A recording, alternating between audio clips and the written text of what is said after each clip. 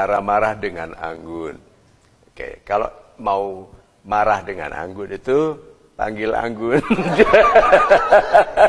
Gun, gun, sini gun gitu. Sebetulnya bagaimana cara marah yang anggun. Kalau marah dengan anggun itu panggil anggun. Anggun nggak salah apa-apa. Itu seperti membanting tulang. Tulang nggak apa-apa dibanting. So, ini cara marah yang anggun. Begini. Banyak orang penghormatan kepada dirinya turun karena dalam perasaan marah dia meliarkan diri.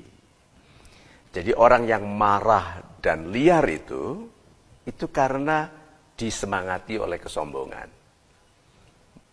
Ini pengertian baru. Hanya orang yang sombong yang bisa marah dengan kasar. Bagaimana logikanya? Orang yang sombong merasa dia lebih berkuasa, lebih kuat daripada orang yang dimarahi. Iya tak? Itu sebabnya dia bisa menumpahkan kemarahannya dengan cara yang tidak hormat. Nah, kalau dia marah kepada orang yang lebih kuat, berani.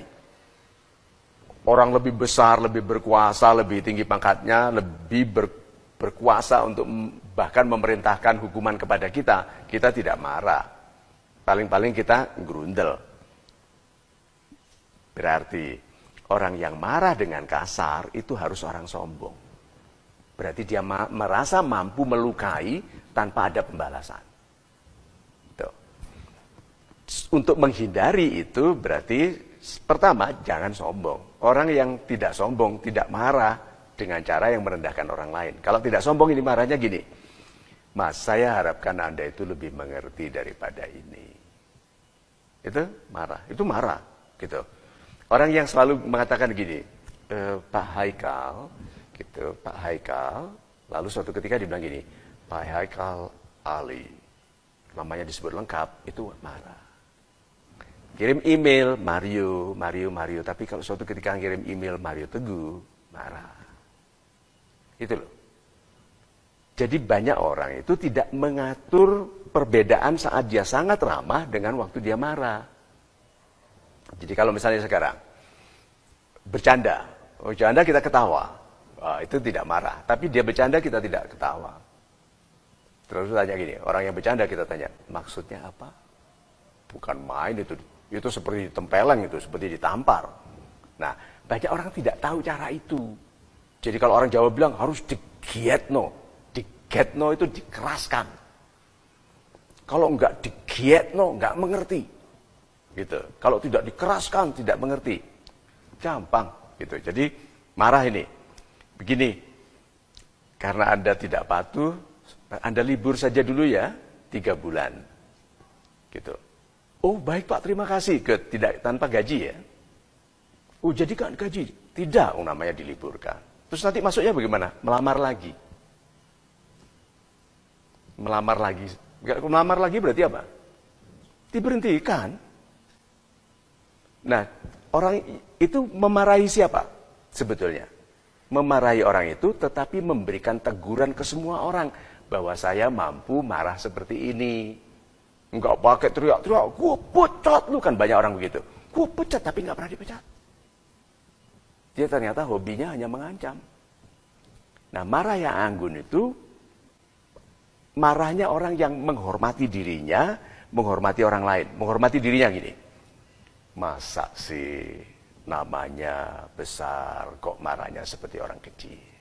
Tuh.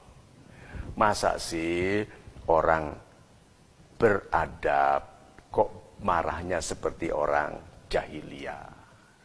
Tuh, pertanyaan.